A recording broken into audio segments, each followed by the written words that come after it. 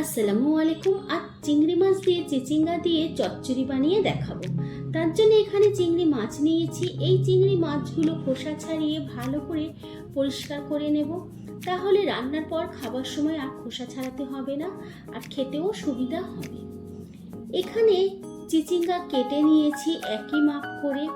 চিচিঙ্গার খোসা ছাড়িয়ে অল্প একটু নুন চিচিঙ্গার মধ্যে ছড়িয়ে হাত দিয়ে ভালো করে মাখিয়ে দিয়েছি। নুন মাখিয়ে দিলে চিচিঙ্গা নরম হয়ে যায়, আর যে পানিটা বেরোয় সেটা ফেলে ভালো করে ধুয়ে পরিষ্কার করে নিতে হবে। আর নিয়েছি মিডিয়াম সাইজের দুটো আলু, একই মাপ করে কেটে নিয়েছি। এখানে নিয়েছি একটা পেঁয়াজ, একটা টমেটো আর 3 থেকে 4টে কাঁচা লঙ্কা। এখন চিচিঙ্গা আর আলু প্রেসার কুকারের মধ্যে 3 থেকে 4টে সিটি দিয়ে নেব। এর মধ্যে হলুদ, নুন আর কেটে রাখা আলু আর মাপ করে পানি দিলাম। 3 থেকে 4টে সিটি হবার মতো পানি দিলাম, বেশি পানি দেওয়া যাবে না, কারণ রান্নাটার মধ্যে বেশি ঝোল কিংবা পানি থাকলে রান্নার টেস্ট একেবারেই ভালো হবে না।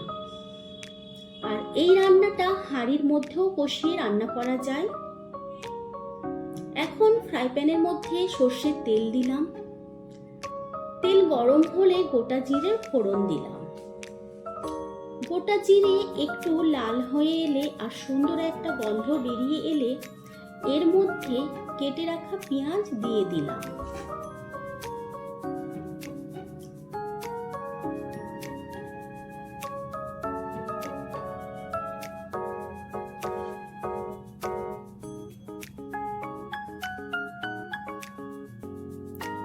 পেঁয়াজগুলো একটু লাল করে ভেজে নিতে হবে।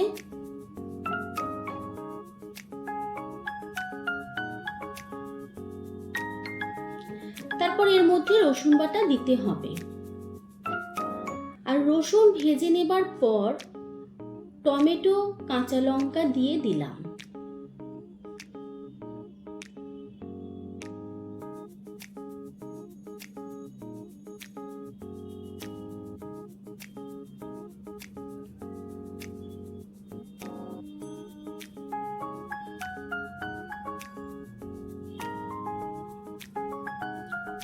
টমেটো তেলের মধ্যে একটু নাড়াচাড়া করে নিলাম।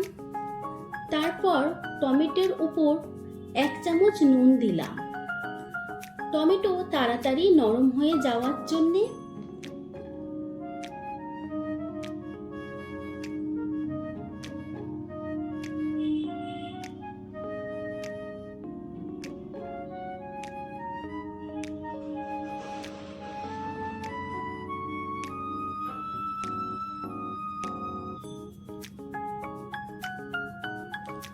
নুন দিয়ে একটু ঢাকা দিলাম।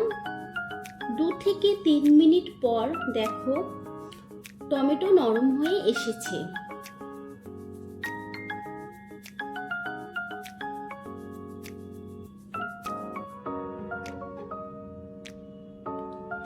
এখন এর মধ্যে চিংড়ি মাছগুলো দিয়ে দিলাম।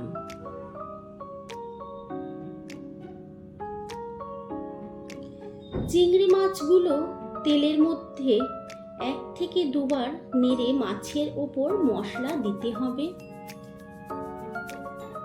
নুন দিলাম 1 চামচ, হলুদ 1 চামচ, ধনে গুঁড়ো 2 চামচ, জিরে মরিচ গুঁড়ো 1 চামচ, লঙ্কার গুঁড়ো 1 চামচ দিয়ে চিংড়ি মাছ খুব ভালো করে কষিয়ে নিতে হবে।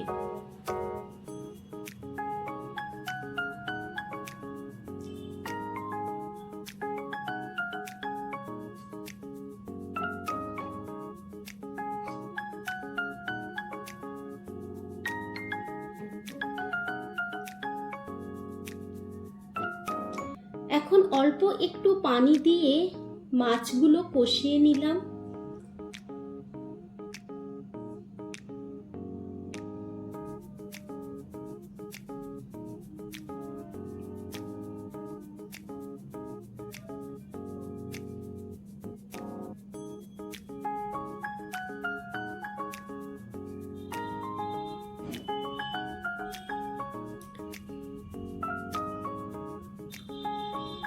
মাছগুলো কষানো হয়ে গেলে ঢাকা দিলাম, ঢাকা খুলে আবার ভালো করে নাড়াচাড়া করে দিতে হবে। এই সময় গ্যাসের ফ্লেম আস্তে রাখতে হবে। এদিকে 3 থেকে 4টে সিটি হয়ে গিয়েছে। সবজিগুলো সেদ্ধ হয়ে গিয়েছে খুব ভালোভাবে। চিংড়ি মাছও ভালোভাবে কষা হয়ে গিয়েছে। এখন সেদ্ধ করা সবজি চিংড়ি মাছের উপর দিয়ে দিতে হবে।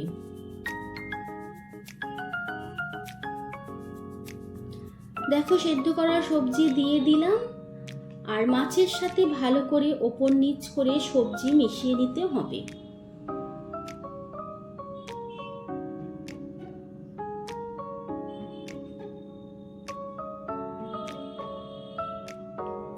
এখন সবজির মধ্যে যে পানি রয়েছে গ্যাসের ফ্লেম জোরে করে পানি শুকিয়ে নিতে হবে। ওপর থেকে কিছুটা ধনেপাতা দিলাম।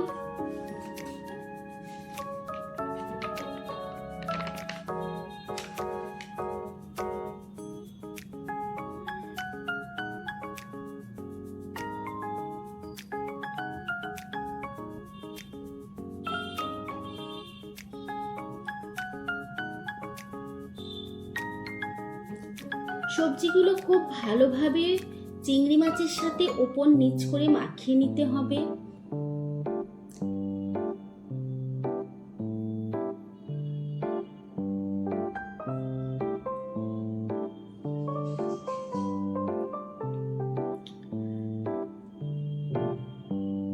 এখন এই তরকারির মধ্যে চিনি দিলাম। চিনি দিলে তবেই তরকারির টেস্ট খুব ভালো হয়। তবে যারা চিনি খেতে পছন্দ করো না তারা চিনি ছাড়াই তরকারি করবে। ঝাল ঝাল তরকারিও খেতে ভালো লাগে।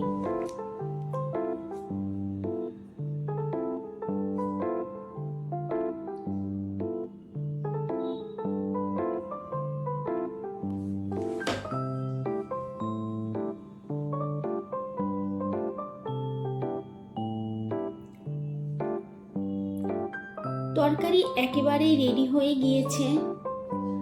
দেখো তরকারি মাখা মাখা হয়েছে। এই সময় গ্যাসের ফ্লেম বন্ধ করে তোমাদের সার্ভ করে দেখাচ্ছি। দেখো সব সময় যে মাছ মাংস ডিম কষা দিয়েই দুপুরবেলা ভাত খেতে হবে এর কোনো মানে নেই। এইভাবে সবজির চচ্চড়ি বানিয়ে নিলে খুব তৃপ্তি করে দুপুরে ভাত খাওয়া যায়।